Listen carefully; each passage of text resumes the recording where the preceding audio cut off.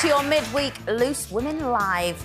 Here's what we've got coming up for you today. After Patrick Swayze's widow revealed she only cried in front of him once following his cancer diagnosis, we'll be sharing the times we've stayed strong for a loved one and asking if it's healthy or helpful to bottle those emotions up. Plus, if you're in need of a lift, you've come to the right place. You've got this. Dream big. Don't give up.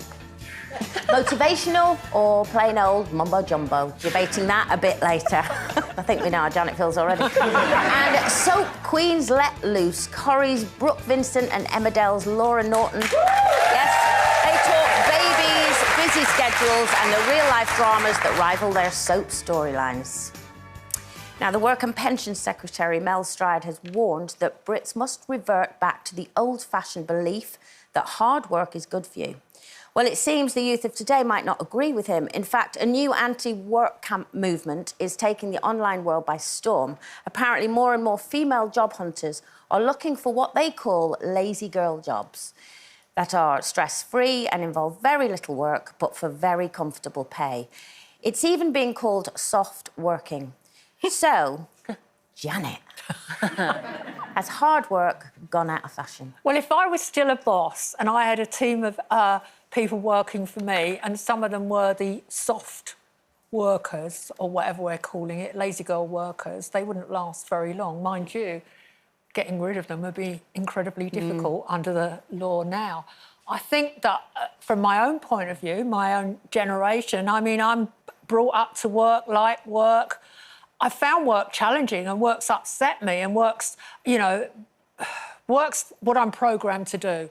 I think now, at my age, in my late 70s, I'm still working and a load of my generation, more than ever, are still working. I'm lucky because I'm still working because I enjoy it. A lot of people are still working because they can't afford to live on their pensions, but obviously that's another matter.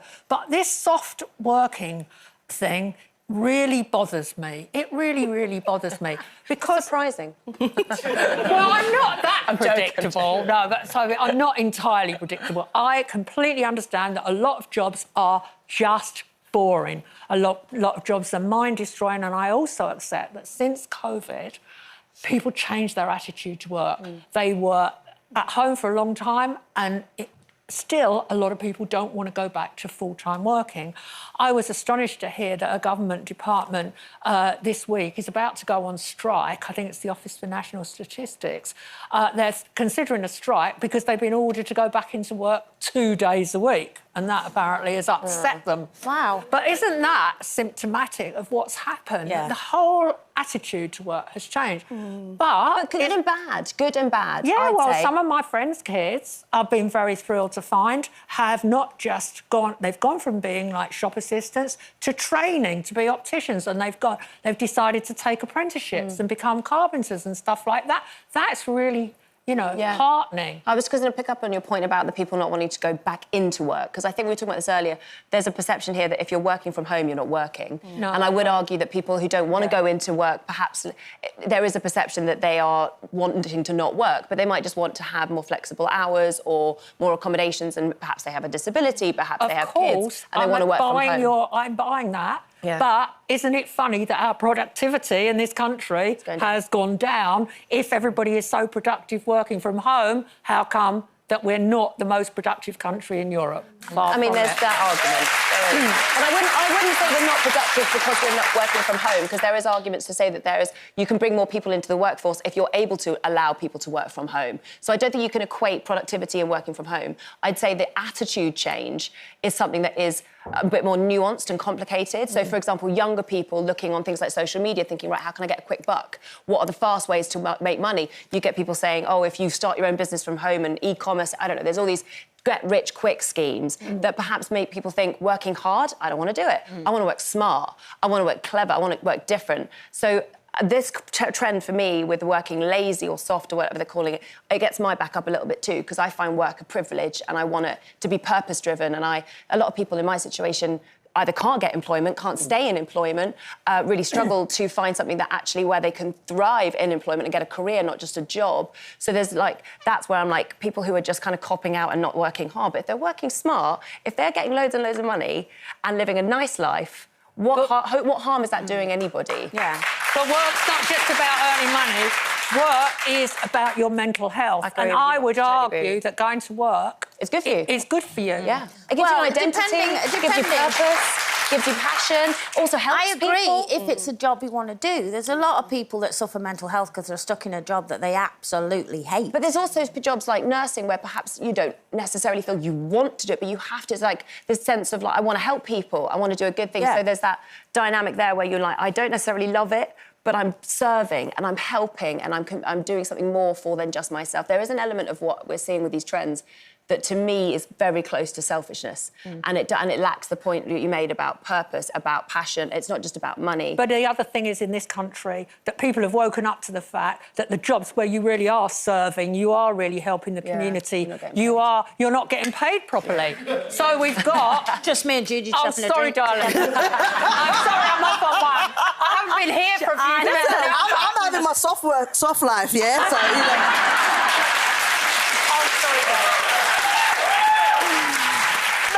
The reality, let's be real, we're all clapping and we want to work hard and all the rest of it and worry about the country, but a lot of the times the reason why we're not as productive because we're not happy. How many people do we know that are stuck in a job just because they're trying to pay their bills, they're a single parent, they've got a loved one that's not well that they have to support? And I personally believe that it's about, like you said, it's about work smarter than harder, but it's whether you have those opportunities. Yeah. I grew up with many women, especially my mum, who worked so hard, but the same work that we've been told we have to do is made people sick, lose a lot of their life. And now we know, we can see women... I mean, when are we going to retire? When I'm 104? I'm not doing that. Do you know what I'm saying? So, look, if you can... Yeah, you can clap. Go on, baby.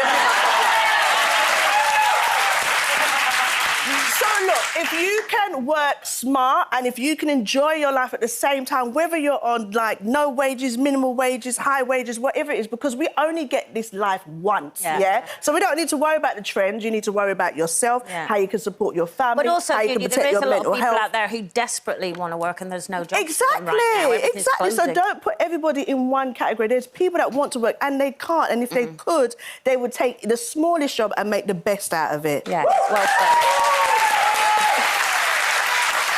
Soft life. Wow. Something else that's going to send Janet off the edge. From soft work to soft Scrabble. Ooh. A new version of the board game has been announced that includes helper cards to give hints on what words to play and goals to work towards rather than traditional scoring. Makers, Mattel, say it's what young players want, but is it a step too far, Janet? It's appalling. It's absolutely appalling. The whole point of playing Scrabble is to be mean, to play by yourself and to win. And the whole point of Scrabble is it's really, really difficult. Why has everything got to be made easy? Why can't some games just be for clever people? Sorry,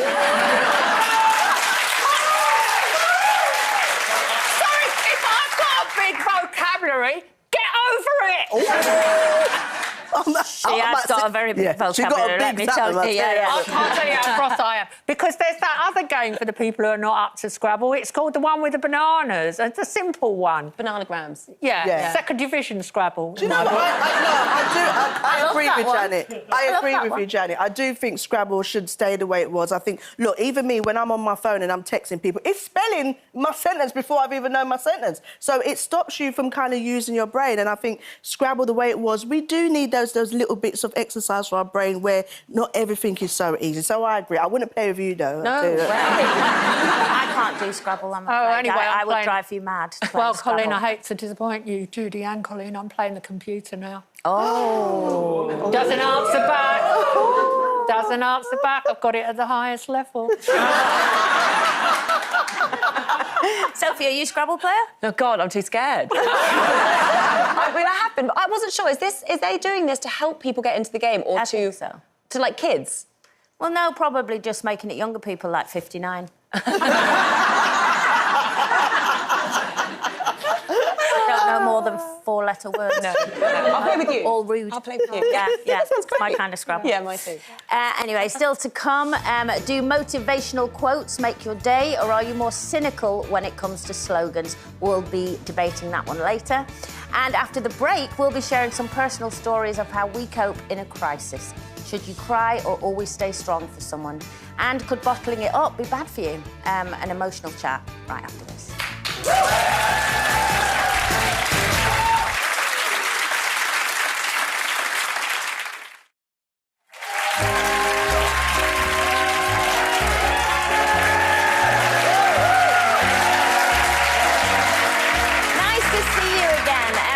Later, between them, they've clocked up 3 decades on Britain's biggest soaps. Corrie's Brooke Vincent and Emmerdale's Laura Norton share their off-screen dramas later. Oh, look, bless little Sophie Webster there. That feels like yesterday, doesn't it? And is there nothing a good movie can't cure?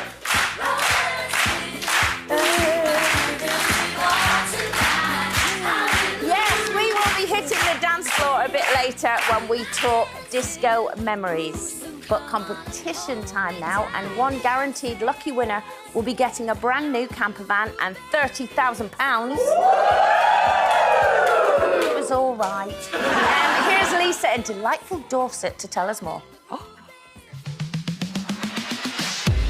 Spring is officially here and summer is just around the corner. And what better way to hit the open road than with your very own camper van? That's right, one of you lucky lot is gonna win one. I'm hitting the road this week in our competition prize. One lucky person is guaranteed to win. It's a T32 Highline VW camper van in Fontana Red. It sleeps 4 and comes with a hob, sink and even a fridge. And it's worth over £87,000. That's not all. We're also including £30,000 so you can hit the road in style. Just imagine all the things you could treat your friends and family to this year with all that money in your bank account. This prize is worth over £115,000. It's one of our most popular competitions, so don't hang around and get entering today. Good luck! Text prize to 81119. Text costs £2 plus 1 standard network rate message. Go to the website, entries cost £2. Call 09068 781119. Calls cost £2 plus your network access charge. Or post your name and phone number to DY15, PO Box 7558, Derby, DE10NQ. Entrance must be 18 or over. Lines close on Friday the 3rd of May at 3 p.m. Good luck! Now, Patrick Swayze's widow, Lisa, has opened up about trying to stay positive during his illness. The Dirty Dancing star was diagnosed with pancreatic cancer in 2008 and died in 2009. Lisa admitted that Patrick only saw her cry once. She said, "It scared him, so I tried not to let him catch me again. I would occasionally cry, but only in private." So how good are you at holding it together for someone else? And, Sophie, do we think it's healthy to do that? I don't know. We obviously talking about this earlier, and the first thing I think of when we talk about this is my mum. And when I had my injury when I was 18, she just was this stoic, strong matriarch that I describe her as a sort of the tent pole of the family. She held us all up and held us all together. Oh, that's her on the show, actually.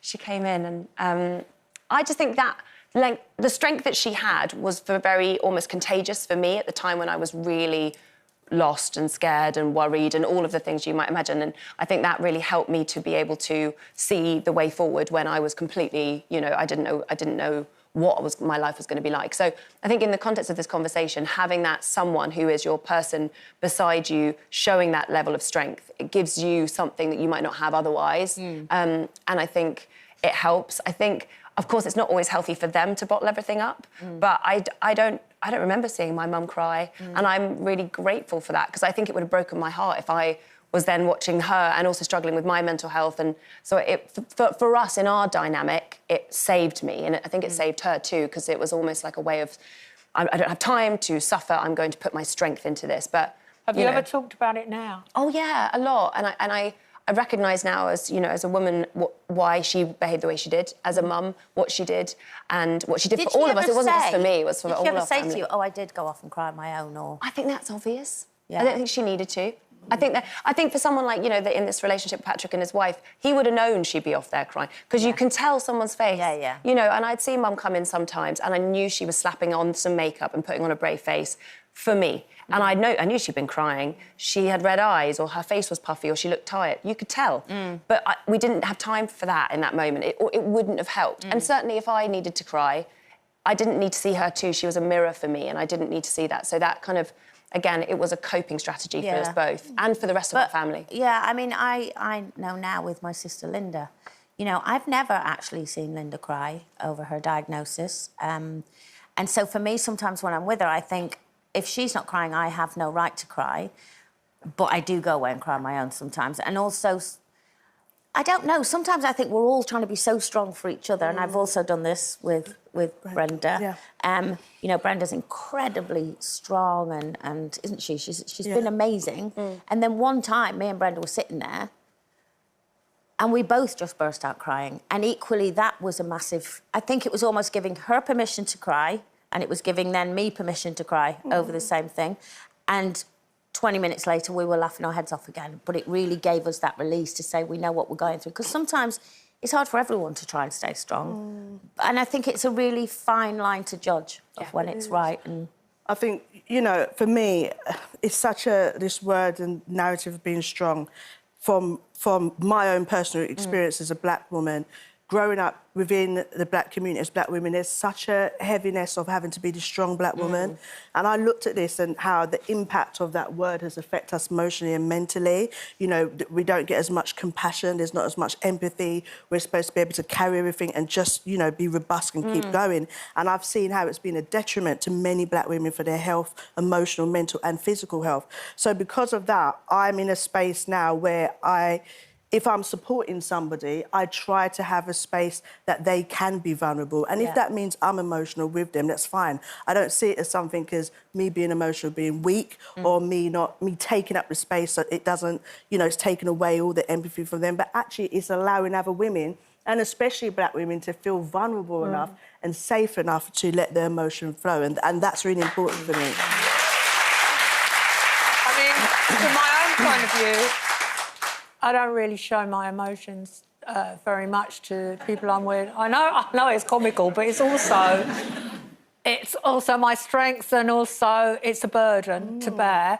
So when my husband's son got sick, it was very, very sudden. He died, little boy died 2 or 3 weeks later. It was completely undiagnosed, unexpected, because it was undiagnosed stomach cancer. So my husband, who up to that point had been a really larger-than-life character, he was a film director, he was very outgoing and very charismatic, much older than me, 19 years older than me. He disintegrated utterly. And we only had like a 2-week period when the horribleness of the situation, it happened like a dream. I could not be the one crying. He was the one who cried and cried and cried, and then the boy died, and then my husband completely disintegrated. There was no other word for it, had a breakdown. He couldn't be in a room with children, he couldn't look at pictures of other people's kids. Whenever anybody said, you know, tried to offer their condolences, it only upset him even more.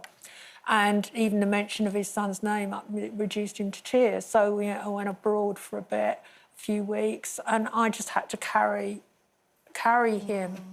And obviously, ultimately, it did damage our relationship because I think that I just bottled everything up and I was there for him.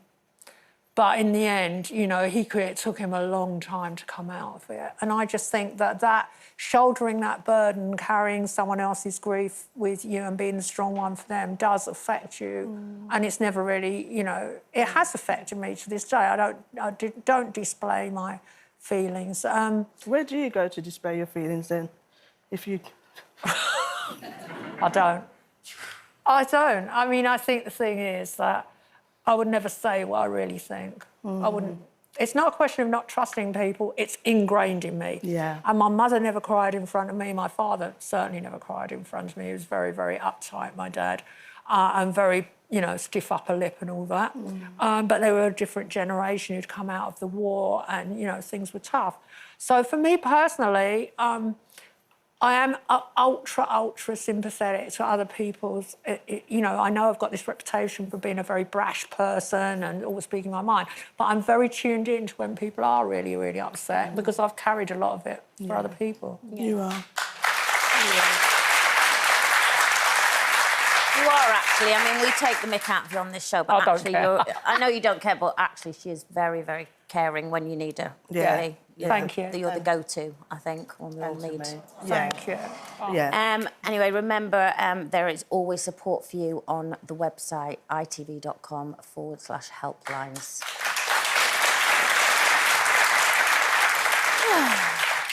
Coming up next, we're talking lights, camera and off-screen action. Two of our favourite soap stars are joining us to talk about the dramatic events in their lives away from Corrie and Emmerdale. Brooke Vincent and Laura Norton reveal all after the break.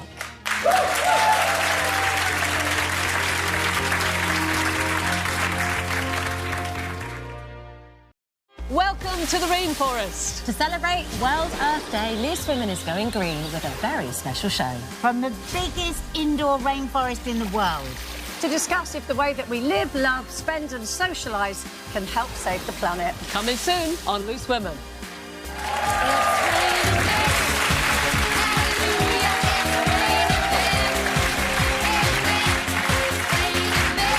Welcome back to your Wednesday's Loose Women. Now, it's been confirmed that Renée Zellweger is definitely coming back for a fourth Bridget Jones film next year. So, in honour of this exciting news, joining you this lunchtime, she might be single and in her 30s, but she's far too busy to spend time moping over men. It's Sophie Morgan. This MasterChef winner would do a lot better than serving you blue soup. It's Janet Street Porter. Two men fighting for her affection? Sounds like a normal day for our Judy Long. And more big knickers than tarts and bickers. It's me, Coleen.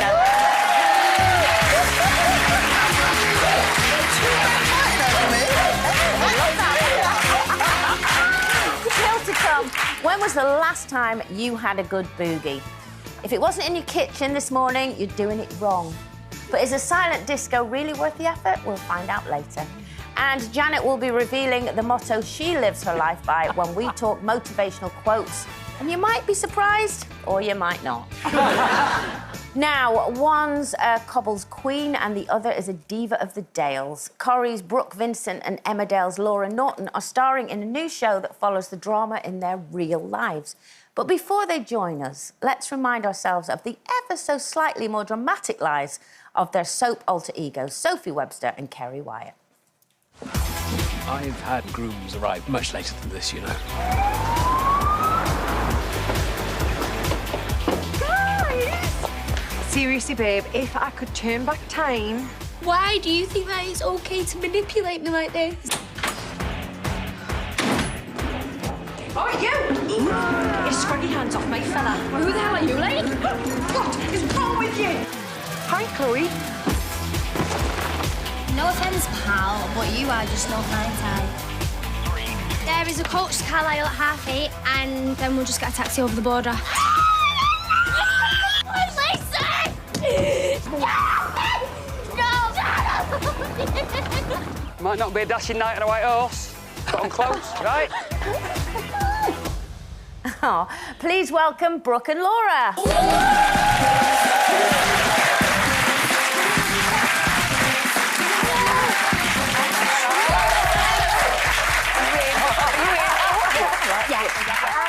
Oh, thank you for coming in. It's so good to see you. Hi, thank you for having us. Oh, now you've come in actually to talk about this new series called Drama Queens. Yes. So tell us a bit about that, because when I first saw it, I thought, oh, it must be a new drama. Yeah. But it's not, is it? It's very... No, it's not. It's basically a following us and some more girls, obviously, that have done soap over the years, and just kind of seeing how we navigate it. It's a little bit like you guys, and just seeing how you work things. Kids, life, washing, laundry, there's a lot. So it's a reality TV show, really, isn't it? Yeah, it's a little bit scary, isn't it, for us, Yeah. actually, because we're not in character, it's just us. So exposing. I suppose the thing is, you've got a script beforehand when you do your other shows, when you do soaps, but this being so strict, what made you decide to actually say yes and be so exposed? For me, I loved the premise when it was pitched to me because it was so relatable. I thought I would want to watch that. If I wasn't in it, I would want to watch it because the majority of us are mums, but there is one girl in the cast that isn't. But we've all got a job. We're all juggling side hustles. We've all got challenges, juggling the struggle, and then we're just working on sort of the celebrations and enjoying those with our friends. And actually within the show, we are in real friendship groups. Oh, right. Yeah, like... Earlier, we're talking about the whole idea of soft working and not working very hard. And I think to a lot of people, both of you will represent women who work in glamorous jobs and they'll be saying, oh, but that's not really work. You know who you're working for. You were both in soaps for a very, very long time and you still are. What would you say to that? I would say it's maybe not as glamorous as you think it is all the time. You do get a lot of downtime if you're not in a heavy storyline, but when you are heavily storylined, it is relentless. Yeah. And I think that's the juggle, isn't it? Because it's going, I get up at 5, I get to work for 7 and sometimes might not get home till 8. Yeah. So where do you fit a life in? And then you go home, learn lines, eat, go to bed, and it's on repeat for a while. Yeah. And it must be emotionally hard work as well, that as well. You were saying that before, weren't you? Sometimes they're like, can you cry? I left to have my boys, but I remember there was a time, and obviously a much simpler time before the boys, where I could go and they'd say, OK, can you just cry for a bit? And I'd cry and they'd go, it's tea break. And I'd be like, oh, I'm still crying into the room. But, you know, we, you know, as in, like, our industry, it's a lovely job, it is, and we are with people that do care about us and do look after us. And I think what this kind of does is more showcase that, you know, as women, we go through things that sometimes just knowing that somebody else is going through it just makes you feel a little bit better. Some people, I say it all the time, some people seem to think we've got our lives together and we absolutely... My life, honestly, I was saying no for the first few times they asked me because my life's like a circus. My kids are feral. Like, I literally look but that's round what we want to see. Yeah, it is, and that's the one thing that I said I would do it. Oh, look, there. See, that was chaos. We can't even get one of us all looking. It's literally a juggle, but it's just something that I think is really important because when I first had the boys, I used to look at social media and, you know, I fall into that trap of thinking everyone's got the perfect life and they're always immaculate and their kids are always immaculate. It's not real life, and that's kind of what we're doing. We're documenting and showcasing that. So was that really important to you both, that you wanted to show authenticity, you wanted to show the reality behind the scenes? That was the kind of objective? Or was there any other elements of it that you really wanted to bring out with the series? I think for me, definitely what was attracted me to the premise, and that's why I thought I would love to watch that because of exactly what you've just said. Everything sometimes just looks out of your reach, and why can I not do that? And how come she makes it out of the house every day and does something fun and exciting, and I can't even get everybody dressed? I haven't had a shower for 3 days. And I think for other people to be able to watch and relate and go, oh, God, it's OK to not have everything together all the time. It's all right and it's normal to normalise it and to see that we're all on an emotional roller coaster. Is it nice as well, in a way, because you've both played these characters for so long and people actually think you are those people, don't they, in soaps? They think you are that character. Is it nice to be able to show just be you? Like, just be your own self and not playing a character? I think they prefer my character, to be honest. I'm obviously not in Corrie at the minute.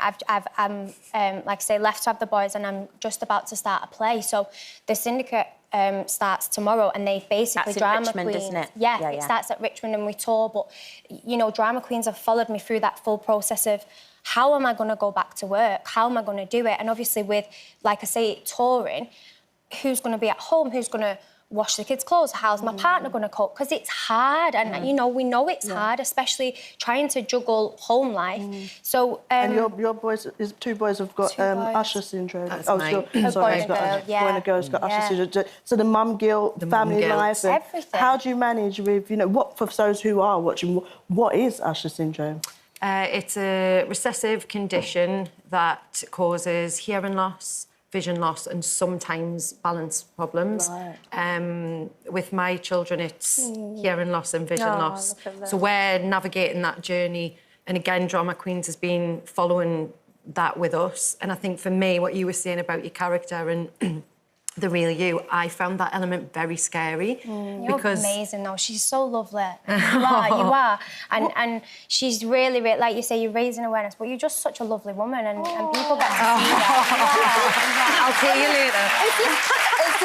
Is this relationship between you, was that there before, or would you say this is one of the beautiful things that's come out of working on this show together? We only met a couple of weeks ago. So they did a press shoot with all the girls, and we was working, we couldn't make it, so we had to do our own little mini one. So we're like the new, they're like new best friends.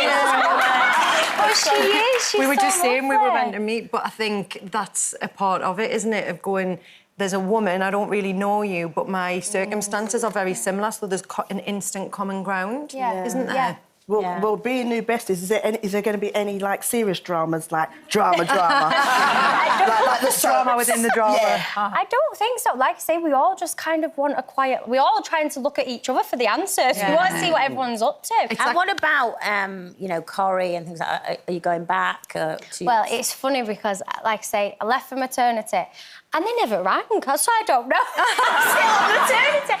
No, like I say, I'm really excited to start this new, like, different avenue and doing the theatre. And, like I say, we start in Richmond tomorrow, which I'm so scared about, but it's that adrenaline, like, boost of live. You obviously know, like, live, and you're just like, yes! Well, girls, thank you so much for coming in and talking to us. So it starts tonight, Drama Queen starts tonight, 9 p.m. on ITVB and ITVX, and good luck with the syndicate. Thank you. Thank you.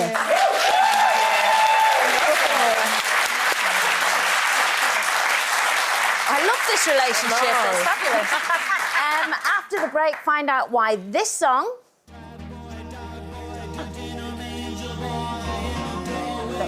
holds such special memories for Sophie when we hit the dance floor for a disco with a difference. There won't be any music.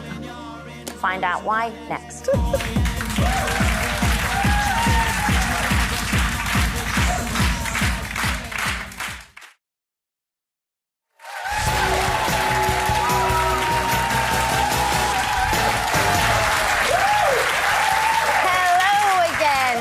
Before we go any further, Janet, what are you doing? You're driving me nuts with this phone today. I'm trying to...